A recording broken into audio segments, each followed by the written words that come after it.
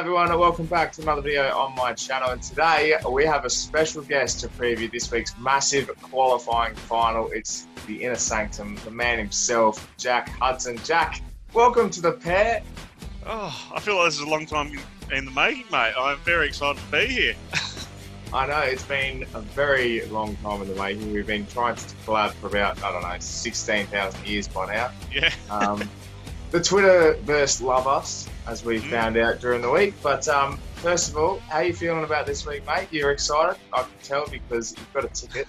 So we'll be there. It's going to be good. Thank God that we're there, eh? What a week we've enjoyed. I'm nervous, but I'm incredibly optimistic. I've just been looking up on thousands of pointless stats that don't actually matter and just trying to talk myself into it. But I feel like I feel good this week. I really do. Yeah, you've had you and I have a similar feeling. We like to say that if it's confidence all week, we'll get the job done. If there's any bit of doubt, then we're not going to do it. Told me the other day that you're still feeling confident right now. Yep. How are you feeling? Yep, I'm feeling confident. Like, I'll get nervous, but I'll back ourselves in. I just think the way everything's sort of set up, it just seems like it is our time. And plus, with the Cats missing both Tommy Stewart and Zach Tui, it's set up for us. Yeah, 100%. Tom Stewart is a massive out for them. Zach Tui obviously missing. And then I'm pretty sure Mitch Duncan has been given the all clear for them to play this week. So that's going to be massive in terms of midfield. But do you think Tom Stewart is going to make a big enough difference for us to get over the line? Yes, I think he destroyed us last time. It was just carnage. And the thing is, I think we were up quite significantly against the Cats last time and then just fell away. Losing Todd Marshall early didn't help. So I feel like there's a lot of it. It's a very different team to what actually faced Geelong last time. And I feel like it's a much, much better team. It's a scary team that knows how to move inside forward 50 now, which is really good.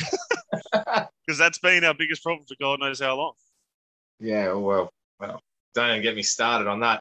You did mention that we were missing a few from last time. They do include Zach Butters, Xavier Dersma, Scotty Lysette, and Orazio Fantasia. So a massive change from the team that we played in round 13.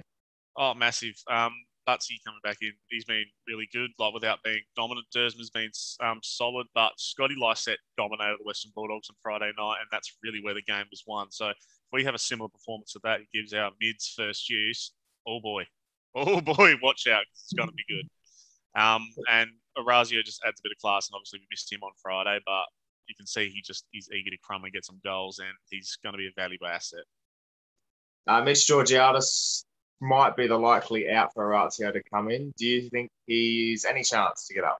I'd be very surprised if they risk him, just considering the situation of where it is with the venues, that if we lose, we're probably going to Perth. If we win, we're probably going to Perth. It's no one's home game. So, I don't think it'd be wise to risk him and potentially lose him for the entire final series and then put us one man down, for the rest of the game. Yeah, that... And I have liked the four tools, to be honest. Oh, yeah.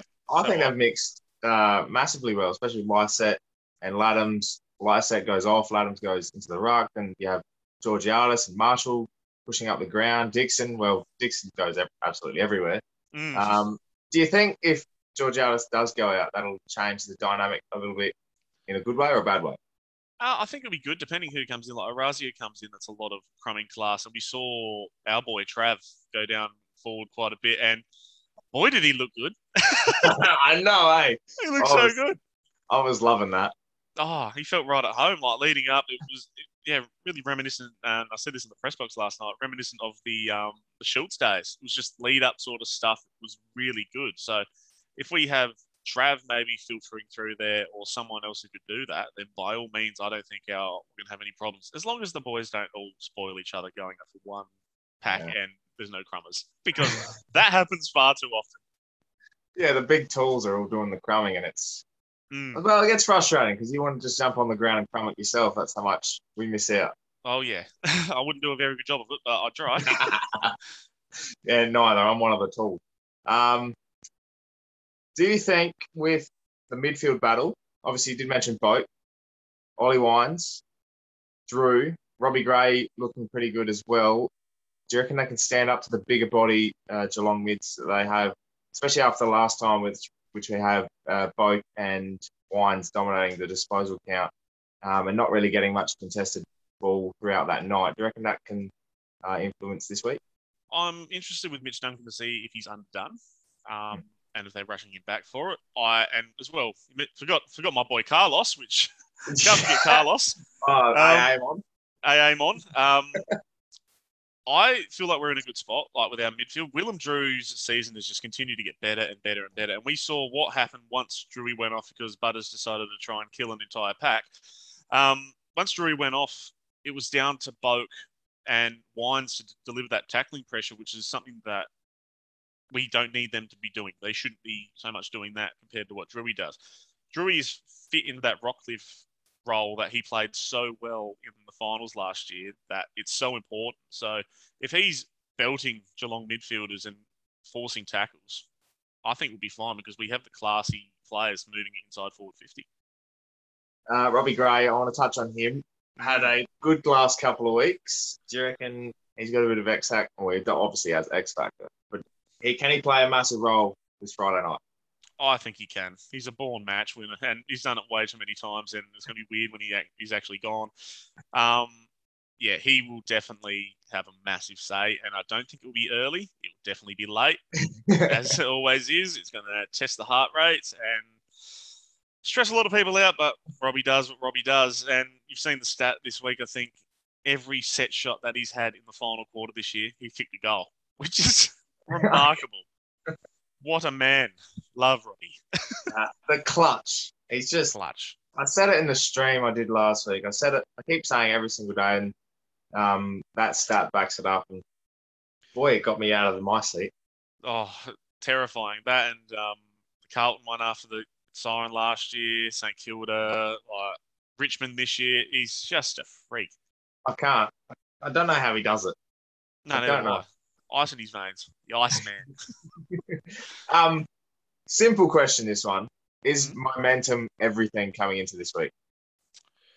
In terms of us winning this week or us like last week or how we've been playing? Us winning the last 6 and then Geelong have had a couple of hiccups against the Giants and then throwing that one away last week.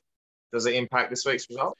I think it does. I think because the bye is going, like the bye gone, that helps us massively because we're just form. It's just another week straight into it rather than you have that week off and it's just boom, finals intensity. This is a big momentum push. And yeah, Geelong looked good in that second quarter. They looked scary good, but then they just fell to God knows what. And they've been shaky. They really have been, like that game against St Kilda the week prior. I think the Saints kicked the first 5 and then Geelong didn't really do it too convincingly. So as much as we've had poor starts, they've had very shaky starts and then very shaky ends. So I don't think Geelong are in as good as form as everyone says they are. We've done six in a row, and I think it was like 8 out of the last 9. We are in decent nick, and we've done a lot of it without a lot of stars. We've missed a lot of injuries, and we're still missing those players who are injury. But now we're getting our players back at the right time, and it's time to strike. It is our time. Yeah. Don't. We could be here for hours. I've been doing it all week. I had to keep consistent. We've had the board up. We've had the dot points have been written. Yeah. It's just got that feeling about it. But I'm still wearing of Geelong stars. And I think, as we saw last time, Hawkins and Cameron dominated. They had 13 shots between them, 9 goals in total. We had 9 goals in total between Dixon and Rosie. The rest were singles. So there's going to have to be. Well, you mentioned off air that Mackenzie's got the role. Mm-hmm. So how much of an influence do you think the whole defensive unit will need to make on those two for us to get the job done? A significant amount. So obviously Jez is a great field kicker. He can kick from anywhere. Tomahawk, what we did last year, leading him out wide to make him take half chances and try and have a crack. He misses, we get the ball back. We try and slingshot up the ground. I think that's the way we have got to go. But Jezza adds a different dynamic. So if we negate him because he'll probably go up the field a bit more. Don't know how necessarily we do that, but you've just got to make sure that Hawkins is wide, really. That's probably our best way of going about it. They have some dangerous crumbers, but I think ours are better in that sense. We just got to be smart in defence. Yeah, 100%. And I think with Alir playing that floating role, I Mm. reckon Jonas can take Cameron and outbody him a bit, and then Alir can play that third tall role, which he's played so well all year and in all Australian contention. Absolutely. I think that's what we can't have a Lear being a one-on-one defender. It doesn't suit him. He's an intercept spoiler, McGovern-esque sort of role. And if he's not in the All-Australian team, I'm going to crack it because he absolutely deserves to be there. Oh, I had a conversation with a Carlton fan the other day. I don't know why, but he was insisting Jacob Wiedering deserved that centre-half back role. And I'm just here like, you have the second worst defence in the comp. How does Jacob Wiedering go ahead of Alir, which baffles me. Wiedering's a very quality player, but I can't see he's had a better year than Alir. Like Alir had that middle patch of the season that was a little bit rough, but apart from that, he's been amazing. You're probably leading our best and fairest, really. Yeah, him and Amon. Yeah, Carlos, he better be up there. I'll be very sad if he's not. Ollie better win the Brownlow. Ollie wins the Brownlow. Alir wins the best and fairest, and all three are in. Don't. See, now we're starting already. It's bad, man. It's toxic. It's bad. I need to stop doing it. I can't. How important is the first quarter this week? Ooh, that's a tough one. I think because of the way we start, if we're within a goal at quarter time, we'll win. If we're getting absolutely punched in the face repeatedly and it's like 5 goals down, we're going to be fighting a very uphill battle because then they're just controlling the narrative for the rest of the game. So if we start well, then that's scary because that's probably the biggest negative in our game at the moment is that we don't start well. And if we sort that out, watch out. We're going to be very good. Imagine having a Richmond 2014-esque quarter this week. Oh, good Lord. I'll be in party mode, singing beers by quarter time. I'll have drained every keg at Adelaide Oval if that is the case. I know. Someone said, last week it was the main focus apparently between the group to focus on the first quarter, and that's obviously not what happened on Friday night last week. So just think about, they could bring it in this week and then have a 7-goal-to-none first quarter, and we're drowning in honey. Oh, yeah, they'll be crazy if we just torch them straight from the get-go. I feel like there could be that sort of vibe. Like, we just come out, fans are there, it's a final, everyone's just hyped.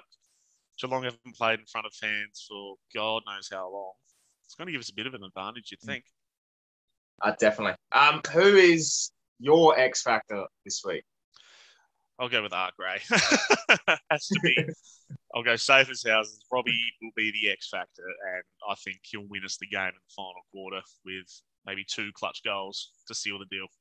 Oh God, that's extra. I'm going Connor Rosie. I think he was pretty good last week. Helped us set up a few in that last quarter, and I think his game last year in the prelim against the Tigers was one of the better performances he's had.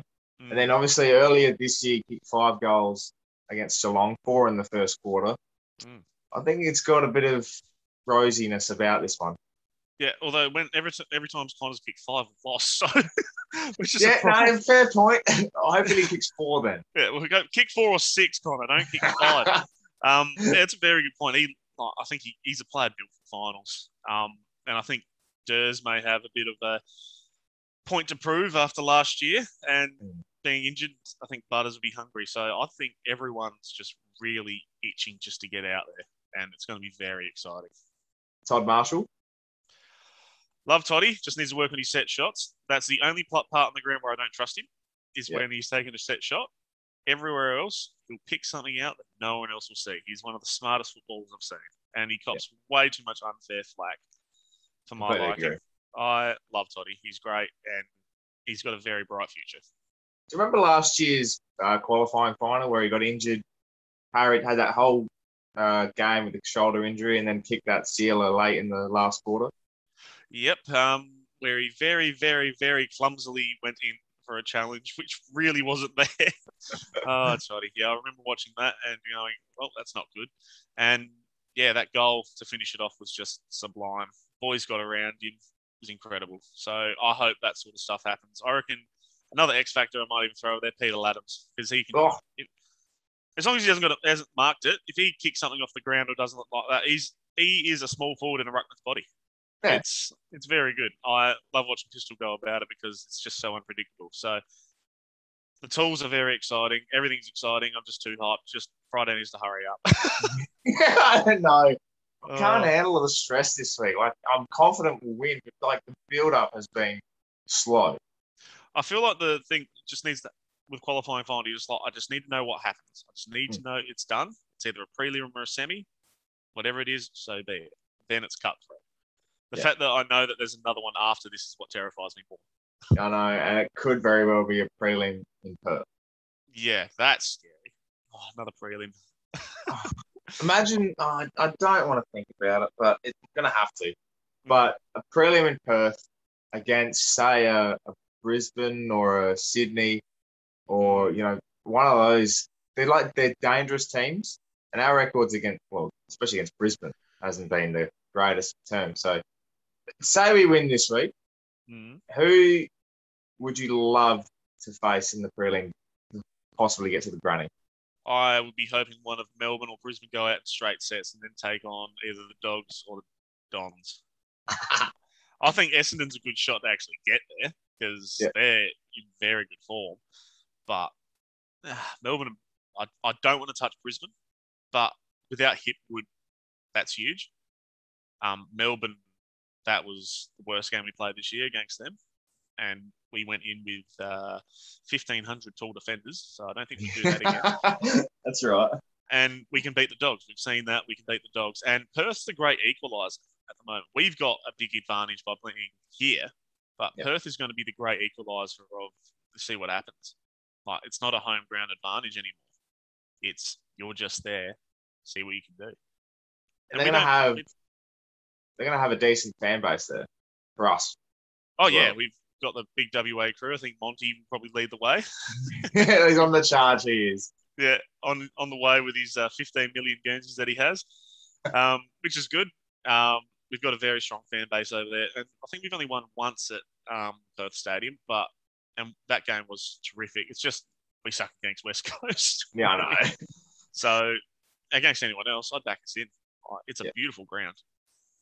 Yeah, I completely agree. I think any one of the teams we get to face in the prelim, if we do make it, they give us a real shot.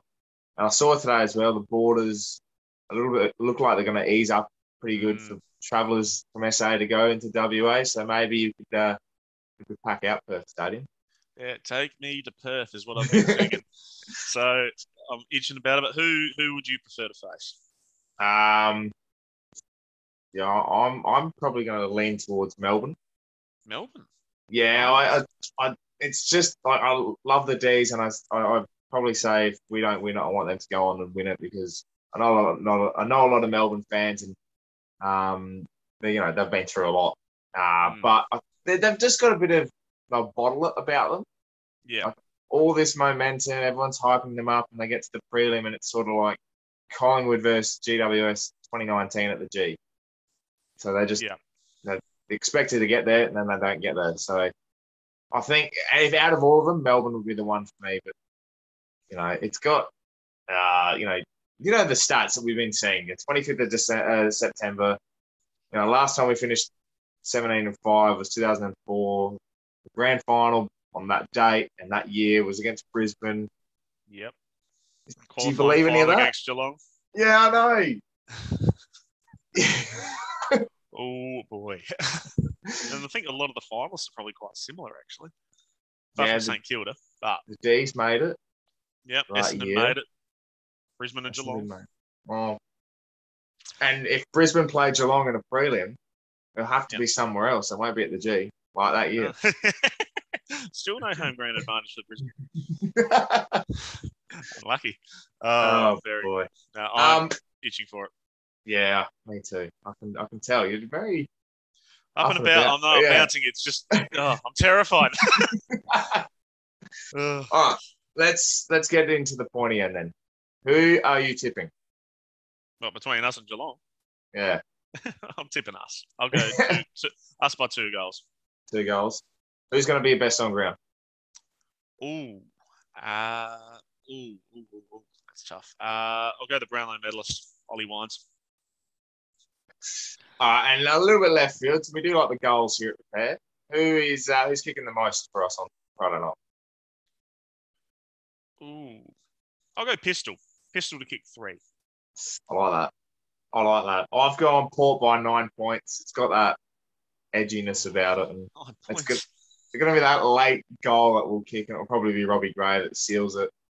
I'm tipping it'll be Trav Boat to be best on ground. Yeah, obviously. God bless and I think Charlie's due. Mm. Like, he was held well against Carlton, but got those junk time goals that he's always seems to get. Last week was goalless. I think he's due, and he kicked 4, I think, against them earlier this year. I think he had a good game. Wasn't he probably be playing on blitz-ups? Although if they throw him in the ruck with their undermanned defence, oh boy, that'll be good. I know. It's got, I don't know, and the contested marks Charlie takes for 17 men on him. It's just, he's a freak. I don't know how he does it. Did you see that they were judging him for going up one-handed? Yeah. It's a bit hard when he's got 15 blokes hanging off the other half. Should have more free kicks than he's been getting. Yeah, I know. Well, Jack, that basically is all I have for you. Is there any last comments you want to make before we sign off? Well, I have a weird little omen. I said to myself on the way back to Albert today, if Never Terracing Park comes on the radio, we would win the flag. And sure as hell, it did. So, let's bring it home. Yeah, I love that so much. Jack, I really appreciate your time joining me on this special preview for the qualifying final. Mate, I'm excited. Thanks for having me, mate. I'm itching for it and happy to do it anytime. Awesome. You can check out Jack with the Inner Sanctum, all great stories, and it's becoming one of the biggest outlets in the universe at the moment. It's absolutely growing. It's smashing numbers. And the Press Box as well, which is a fantastic podcast that you have stuck your head in and absolutely dominated as well. Yeah, I do my best to get around. Awesome, mate. Thank you so much. If you're new to the channel, please subscribe for plenty more Port Adelaide and AFL content. My name is Anthony. Thank you for watching, and as always, come fair.